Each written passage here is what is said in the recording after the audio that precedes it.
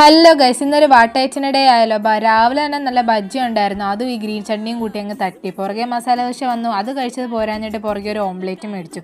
അങ്ങനെ ഒരു ഉറക്കമൊക്കെ പാസ്സാക്കി ഉച്ചയായപ്പോൾ സർപ്രൈസ് ആയിട്ട് കഴിക്കാൻ വിളി വന്നു. അവിടെയാണ് നല്ല മുട്ടത്തോരനും ചിക്കൻ കറിയും രസവും ഒക്കെ ഉണ്ടായിരുന്നു.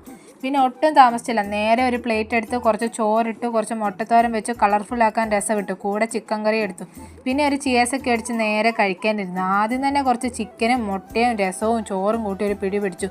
പിന്നെ റൂമിലെത്തി ബോറടിച്ചപ്പോൾ ഈ ചിപ്സ് ഇരുന്ന് കഴിച്ചു.